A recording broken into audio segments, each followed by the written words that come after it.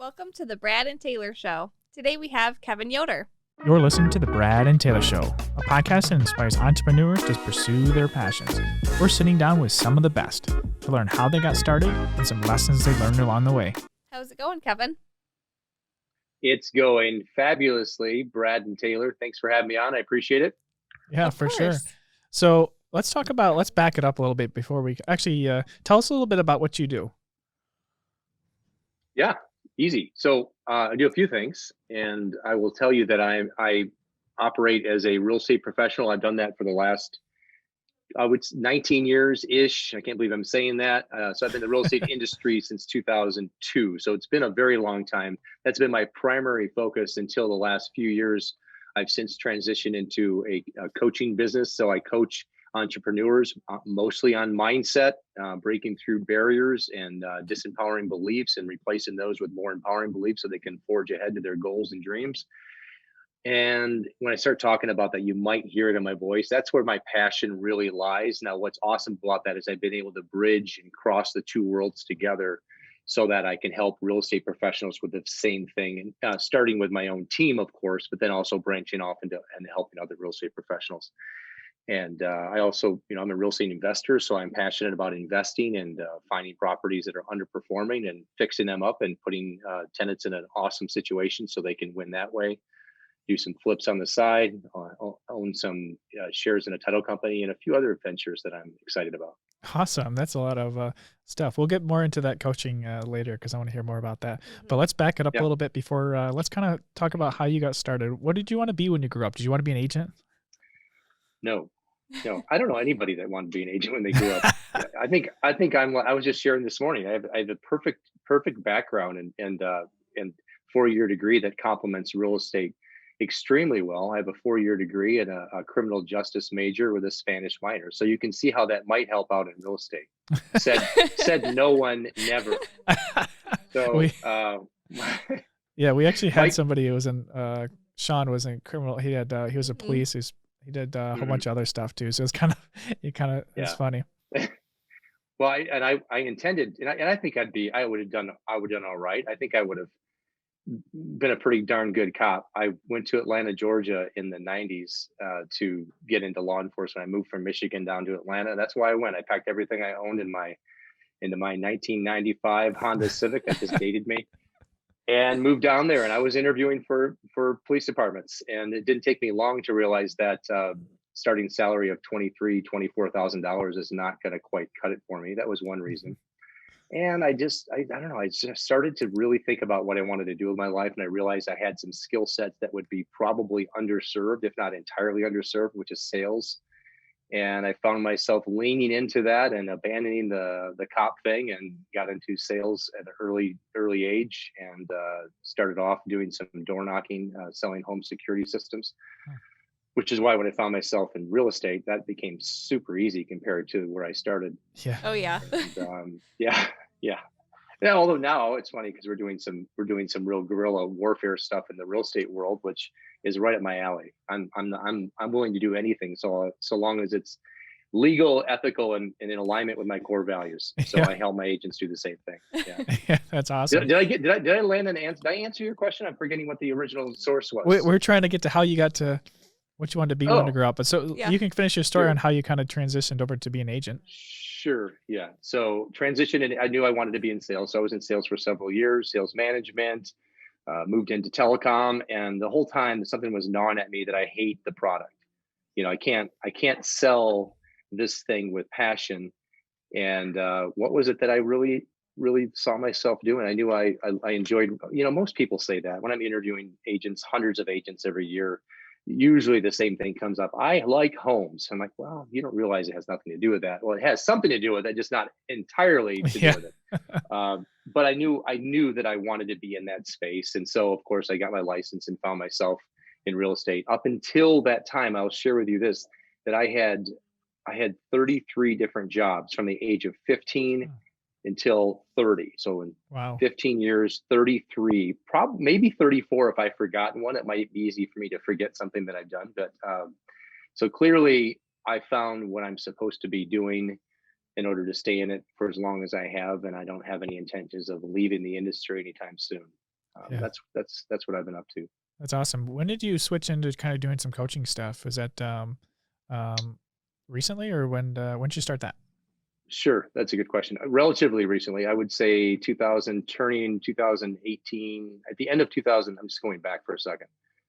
At the end of 2018, what had happened was I had really reached the top of my capacity to help others, to help myself. I was no longer growing. My business had pretty much stagnated, and I realized that I needed more input. I couldn't pour from an empty cup, as I went on to tell people. And in order for me to coach my agents, I needed to have more information coming in, and I was looking for a very specific blueprint, a methodology, a framework that was transferable. And that was beyond, reading books like, well, where's it? This way, right here, this way. Okay. So I always do that. I get it right half the time. So books like Think and Grow Rich, and these really, foundational bodies of work that I think a lot of folks have read. But beyond that, I needed a framework, something I could follow and teach others. And I stumbled across my mentor, Bob Proctor. If you're not familiar with Bob, he's the world's foremost leader in personal growth and development. And I was fortunate enough to find his program at the turn of 2018 into 19, and became a coach right around that time. And I've been doing that ever since. And it's been my absolute mission to apply that which I learned and in my coaching business, but also turn around and apply it to my real estate practice as well. Yeah, that's awesome. So what kind of advice what was the best advice you ever got? Just for anything. That's good. Typically that that question is asked, and it's kind of like when you were young or when you started out. And I can't say I didn't really get advice early on as far as like, this is something you can hold on to and take to the grave. Nothing like that stands out for me. I may have gotten advice, I've just forgotten that. But more recently, I would say the advice that I've gotten it's been through my mentors, and just realizing that we all have something that we are supposed to be doing here. And it is our mission then to discover what that is. And then by doing so, we really are expressing our part and doing our part. And then we're actually helping humanity. And that's maybe deeper than you thought I might go with that one. But that's what I've learned to find to be true for me. And I'm doing what I'm supposed to be doing. And I know that because of the way I feel about it and the people that I'm helping. And it just comes out of me. I don't have to try. Yeah. It's just who I am now. Yeah, it's not forced, it's natural. Mm-hmm. Yeah. And that's it. And I would give that advice to anybody, is just find the thing that you're really good at. And the thing, so there's something called Ikigai. I'm not sure you're familiar with that, but the Japanese island of Okinawa, these people live longer than anyone else in the world. And their philosophy is based on Ikigai, which is this: find your passion and live within it. But the professional version of that is find what you're really, really good at. And what comes easy for you. So it's natural. Why is it natural for you? It's because it's coming through you. It's what you're supposed to do. So you love what you do. You're passionate about it. It comes easy for you. You're solving a real problem in the world or the marketplace, which would be your small world. And then finally, something that you can get compensated for. Yeah. So you blend all those four things together at the intersection where purpose and passion and business meet, is that sweet spot. And I think that that's where I am. And I would encourage everyone to get there if they can, find that spot. And, they say, like, do the things that you're not good at. Well, I don't know about that. Maybe to learn something, but ultimately the spot where you land that groove is going to be what you're really naturally good at. That's the spot, because then you're going to really express yourself the best way and help them with people. Ultimately, that fulfillment comes from being able to help other people. Yeah, that's awesome. So let's go to the complete opposite. What is the worst advice you've ever gotten, or some kind of bad advice that you're like, oh, because I mean, some people think it's good, but it's what is the worst you've gotten? That's a good question. I spend my day asking questions of people, and clients and salespeople and folks that I'm looking to recruit. But the worst advice I've ever been given. That's really interesting. You tell you what I'm going to do. Let's do this. I'm going to table that one for a minute. Let me give that some thought. Okay. We'll wrap back around to that one Yeah. because I feel like that deserves an adequate answer that's beyond just something that is made up. Because it is such a great question. So let's table that one and we'll get back to it a little bit later. How's that sound? Awesome. I like it. So what, in the next couple of years, are you kind of want to transition to more, some of the coaching stuff more, or kind of staying with the real estate, killing it like you're already doing it? What's kind of your plan? Do you like, what do you see yourself doing? I see myself doing both. I think my passion is in business. So I have a passion for business. Is it necessarily for real estate? Maybe, but mostly it's about business. I can take what I've learned through my coaching and I can apply that to different businesses and be, as long as it has those elements of things that I just mentioned to you, if I'm naturally good at something, I can apply and let myself express through that, and I can solve a real need in the marketplace. I can see myself venturing into other things as I have, and I've shared a few of those with you already. At the same time, if I could wake up every morning and do something all day long without being paid for it, that's been a question that's been asked before. It would be coaching others, helping people. That's awesome. Yeah. So tell us about some of the coaching. What can, like, let's say someone wants to come to you and do some coaching with you. What's that kind of look like? Yeah. Well, the first thing that we look at is what do they want to accomplish? So it's the starting place of everything. What is it that you really want? And the interesting thing about the program is that we are asking it in a different way. This is not based on what you think you can do or what you might be able to move some chess pieces around to accomplish, which anybody can do that. We break it into 3 sections, which is A goals, B goals, and C goals. Not seagull like the bird that comes down and poops on you at the beach, but I had to clarify because one time I didn't clarify and someone thought I literally said seagulls. Well, at first I was like, did I hear that right? But I was like, oh wait, no, he's talking ABC.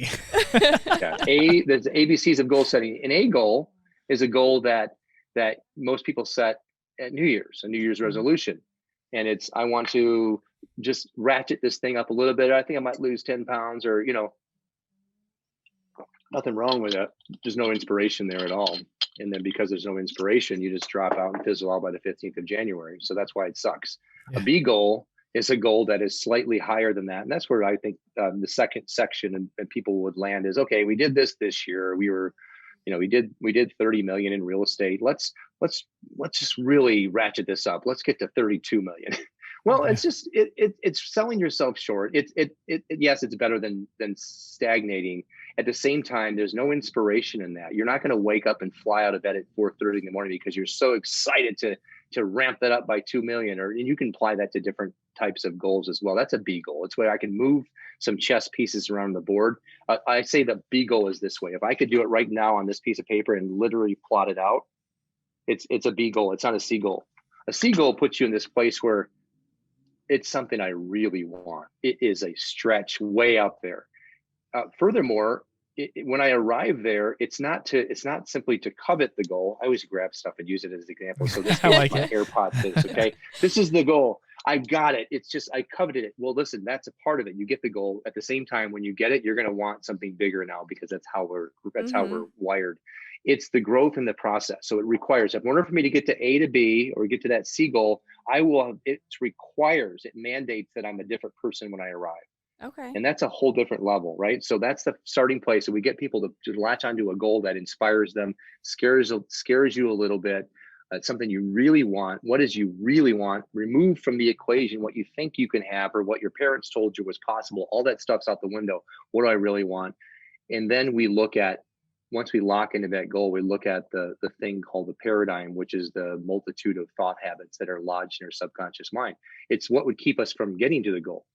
And a part of that, and a big part of that I spend, I would say 80% of my waking days on. I get home from the office and my voice is a little bit harsh. Well, it's because I've been speaking of this thing most of the day. The reason why is I'm most passionate about it, which is in the program, is the self-image. The ultimate controlling mechanism of all that we present to the world is based on an internal belief system. It is the I am, it is the self-concept. It's that which, the type of person I believe that I am. will then manifest in our outward world. It dictates our actions. It determines our income, our business success, our relationships, the cars we drive. All of it's driven underneath all of it. We can talk about all this other stuff. It's ultimately that. It's at the core and the center, and that's why I am so passionate about it. And the program has a massive section of it dedicated to having us identify what is the current set point, like the thermostat on the wall. And it's not a bad self-image or a good self-image. It is rather a level, and it's saying, where am I at today? Where's my image today? And what am I going after? And is my image in alignment with that? Okay. If not, then I need to ratchet it up. You know what I'm saying? So if my Mhm. goal is here and I want to go there, what is my self-image right now? And is it because we'll always be consistent with our self-image. We will always act in consistency with our image. I can't outrun it. I can't outperform it. I can't outpace it. I can outwork it for a minute, but ultimately I will sabotage myself so that I become in compliance with my self-image. That's the power of it. And so we work on that.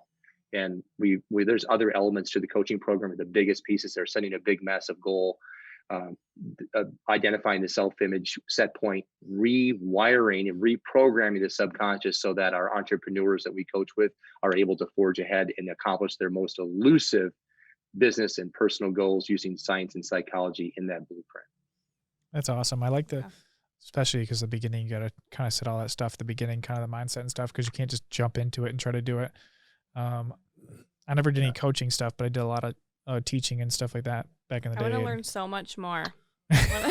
Like you Well, talking, I'm just like, wait, tell me more. Tell me. I appreciate you saying that. I could share so much more, and I have so much more to give on this topic, because it is. I mean, if you look at the book, gosh darn it, I did it wrong. It's right there, this one right there. Okay, that one. If you read the pages of this book, it is not just a book. It is the Bible, if you will, of personal growth and development. Think and Grow Rich is based on 130 years of practical study. I mean, Napoleon Hill spent a quarter of a century documenting the success habits of the most successful people who walked the planet at the time. I mean, Andrew Carnegie put him on a complete go forth, young man, and you'll not be compensated for me to do this. And he documented. It'd be like documenting right now the Elon Musks and the Gary Vaynerchuks, and putting that all into a success manual that people in 100 years get to read, and then observing people not reading it.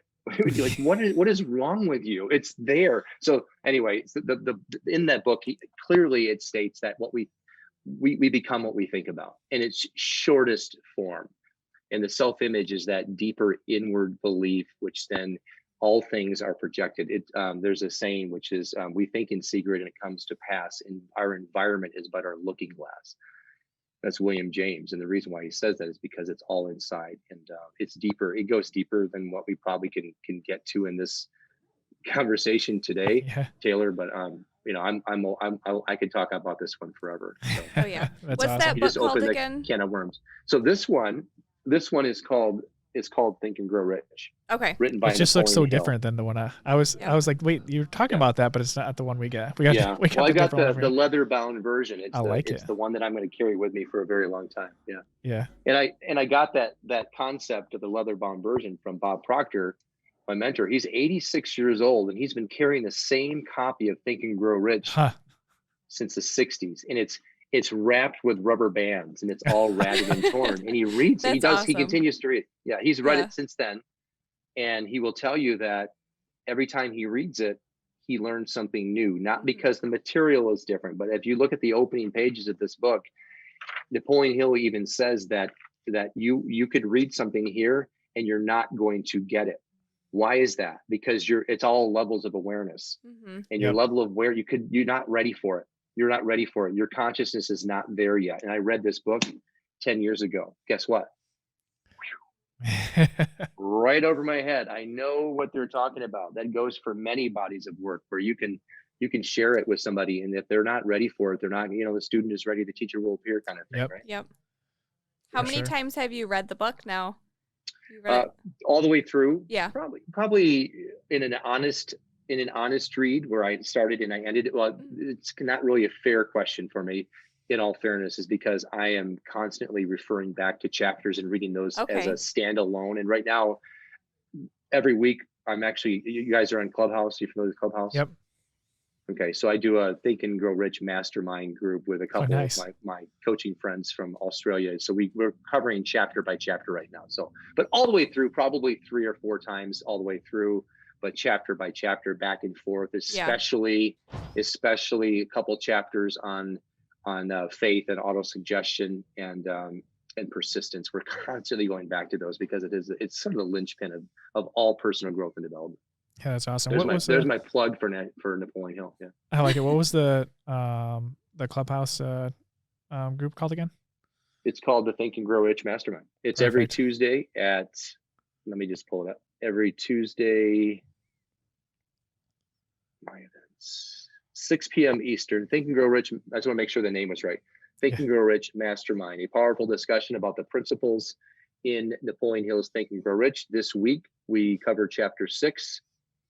Imagination actually is lesson 6, and so learn how to become the master of your fate and the captain of your soul. That's awesome. And, so if you want to hop on Clubhouse at 6 p.m. Eastern every week, we're gonna be there.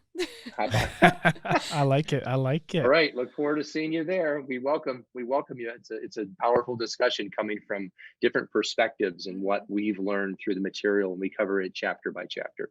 Yeah, awesome. I haven't read it in a while. I've read it, I don't know, a couple of times, but I got to read it again. Yeah, it's awesome. It's one of those must read and reference books.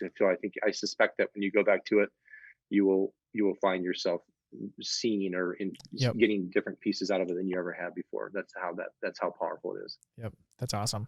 Okay, so let's say you had to start all over today.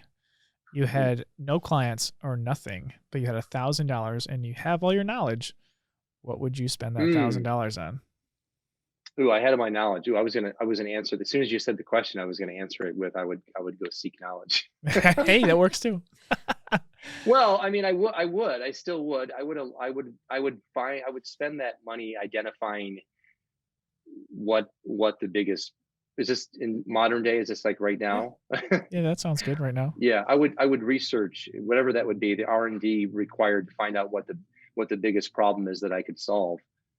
And then I would go to work diligently on acquiring the knowledge, and I would get the blueprint. If there was somebody else that has already done it, I would probably just latch onto a winning formula, and then I would step that up. So whatever that would look like, I know that maybe $1,000 would get me to the place of research and development, and then leave portions of that back to put into place the program to help people. Yeah, awesome. Was there anything else you want to share with us before we go? If I'm gonna share, well, I would share with you that I'm a husband and father of 3 beautiful children. I was preparing to share something on Clubhouse the other morning. It was in the success.com breakfast club. It's 7 a.m. to 8 a.m. And I had written out what we were talking about, passion and purpose and what we want to leave behind, leave behind in the world. And I had written it all out, and but I didn't get a chance to get on there because someone came in my office and they interrupted me. So, but I had it all written, and so I went to share that with my team. I was reading what I was going to share on this breakfast club, and I just lost it. I couldn't even get through it. And I'm like, oh my God, I'm sorry. I can't finish reading this.